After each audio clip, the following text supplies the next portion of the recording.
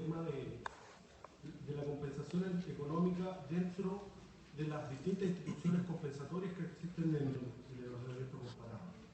En ese sentido, creo que la compensación económica regulada por la Ley de Matrimonio Civil responde a un modelo que es el modelo tradicional de familia, en el sentido que tenemos un cónyuge que es proveedor, ¿cierto?, y otro que se dedica a las labores del hogar común y por lo tanto no realiza actividades remuneradas o lucrativas. Eso evidentemente que es la conclusión que uno puede llegar del estudio de los requisitos del artículo 61. Calificando entonces a la compensación económica nuestra como una especie de las pensiones compensatorias, pero restringida, me parece a mí, a la pérdida de una oportunidad laboral y específicamente en la medida que protege al cónyuge que no hace las labores del hogar, o sea, replicando el modelo tradicional que ha sido el que ha protegido nuestra legislación, el código de ello en adelante. En ese sentido, planteé en la Comisión de Constitución que me parecía que este modelo tradicional no necesariamente se va a ver replicado en el acuerdo de unión civil. De partida, ¿cierto?, el acuerdo de unión civil se puede celebrar tanto por personas del mismo sexo como personas de distintos sexos, lo que implica que el modelo tradicional no es precisamente el que se está protegiendo. De hecho, ya en la fundamentación del proyecto de ley se habla de proteger otras formas de familia. Me parece ahí que el campo de aplicación, por lo tanto, de la norma es más restrictivo porque estaría replicando solo este modelo. No quiere decir en ningún caso que las personas del mismo sexo no puedan replicar el modelo de uno de los convivientes proveedor y el otro que se dedica a las labores del hogar y al cuidado de los hijos. Puede ocurrir, pero me parece que era una oportunidad de dar un paso hacia la aplicación de los modelos que se aplican en el derecho comparado, más bien tendiente a las pensiones por desequilibrio económico, donde una de las hipótesis, quizás va a ser la tradicional, va a ser la pérdida económica. No se dedica solamente a proteger exclusivamente en ese sentido. En ese orden se encuentra, por ejemplo, la pensión compensatoria española, el artículo 97 y siguiente, la misma compensación del Código Civil francés o el Código Civil italiano, que tienden a una protección mayor de distintos modelos, sin dejar de lado el modelo tradicional que se aplica no por los requisitos esenciales del artículo, en este caso 61, sino por los criterios para determinar el monto, incluso el menoscabo o el desequilibrio económico. Ese primer punto me parece que es central porque si pretendemos proteger distintos modelos de familia, también hay que dar distintas alternativas y no ceñirnos a un modelo tradicional.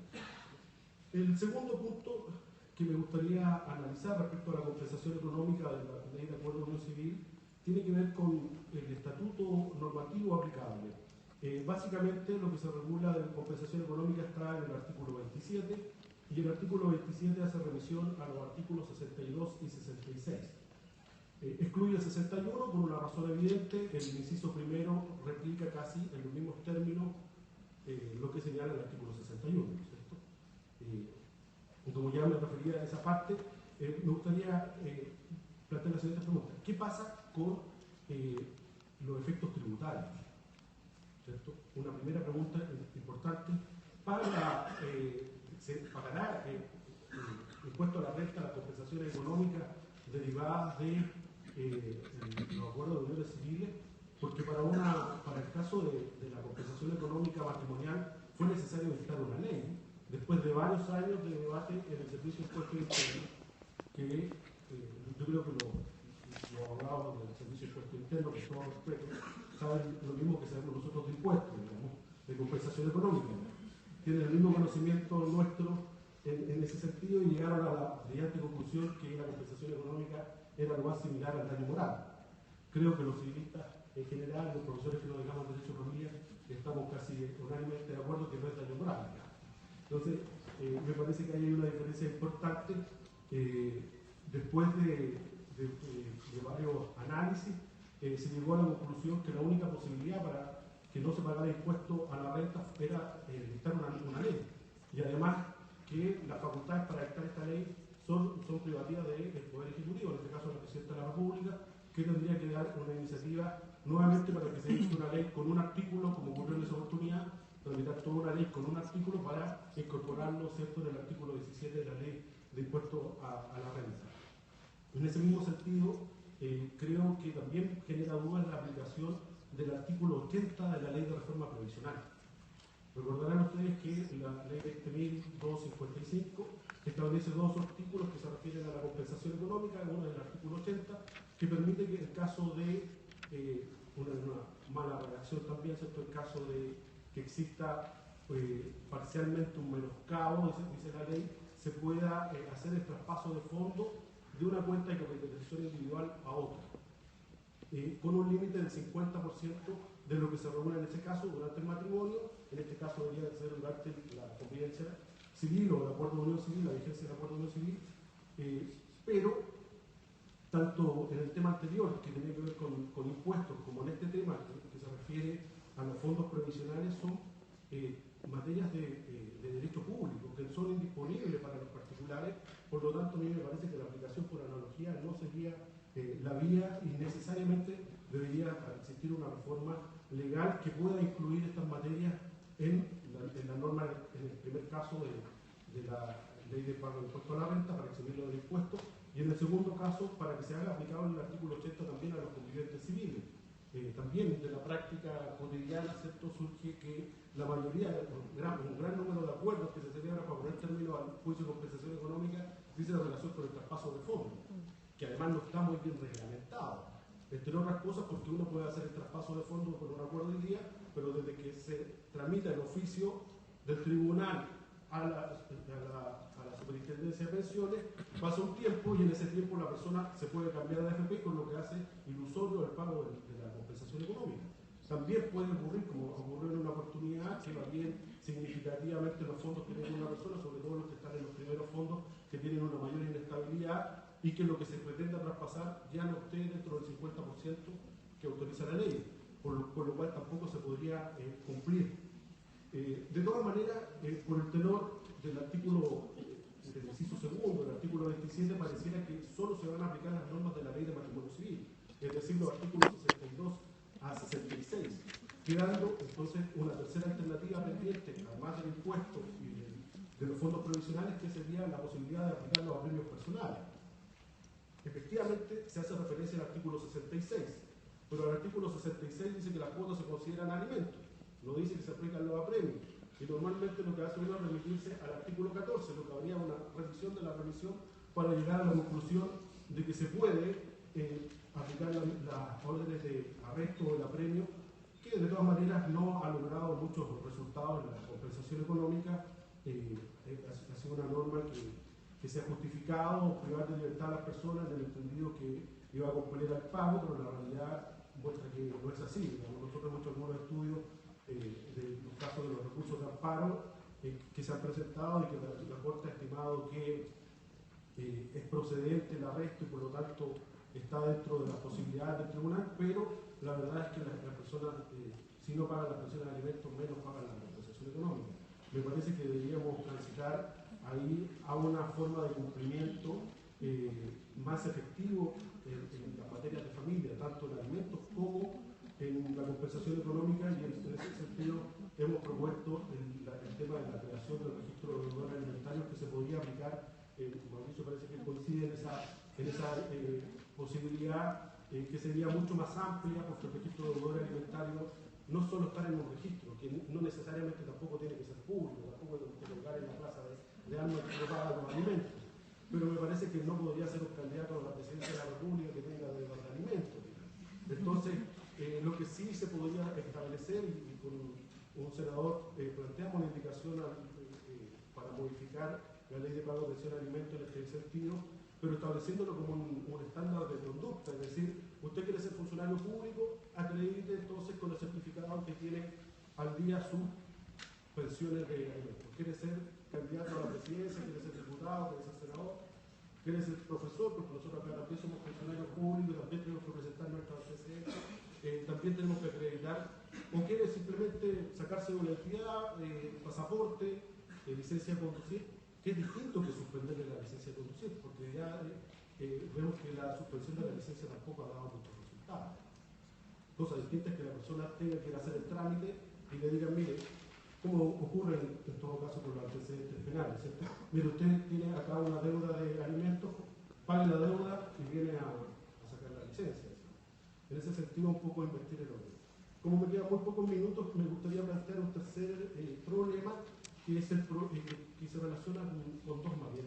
Una es el tema del plazo que establece de 6 meses, ya lo mencionó la profesora Verdugo, y tiene 6 meses para solicitar la compensación económica. Pero ese plazo se refiere solamente a la letra D del artículo 26, es decir, a la declaración unilateral. ¿Qué pasa? La primera pregunta es ¿qué pasa en los casos de mutuo acuerdo y qué pasa en los casos de nulidad?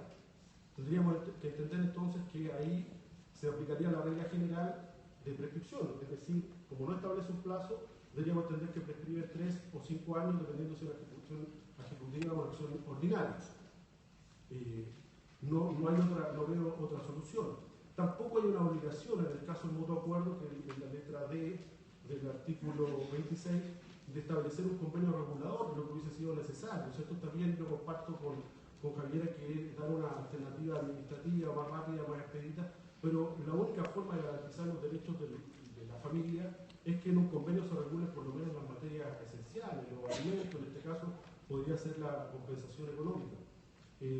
No hay un plazo ahí, por lo tanto mi opinión es que se aplicarían los plazos generales de prescripción de 3 o 5 años. Ahora, en el caso específico, y con esto para terminar, en el caso específico del término unilateral, quedan varias dudas. Ese plazo de 6 meses, plazo de caducidad, el plazo de prescripción, se puede pedir igual después de los 6 meses la compensación económica. Pareciera que el sentido es que dentro de este plazo de 6 meses se pueda exigir, o sea, pueda solicitar o plantear la demanda. Claro está así que este artículo señala que los tribunales de familia, es buena la aclaración, porque la referencia de la competencia es genérica y se refiere a todas las materias que regula el artículo 8, pero la compensación económica no está en el artículo 8 como opción independiente, sino que solo se refiere a los juicios de divorcio, nulidad y separación en caso de matrimonio, y no habla de la compensación económica. Pero aquí queda claro que es así.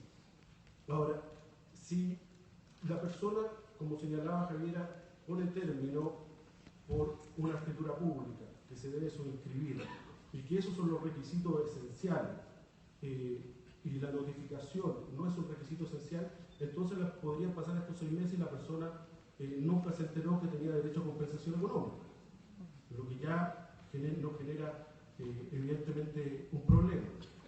Además, la norma agrega que pasado 3 meses no se puede alegar ignorancia del término del acuerdo.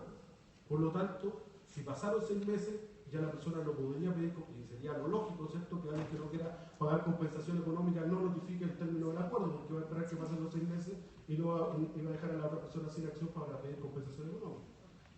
En ese caso, entonces uno podría decir, bueno, ahí tiene sentido la norma que establece responsabilidad civil en materia de familia, como nosotros lo hemos venido sosteniendo doctrinariamente, pero acá hay un caso más de aplicación de responsabilidad civil en uno de los tantos casos de responsabilidad civil que regula el Código de Leyes Especiales.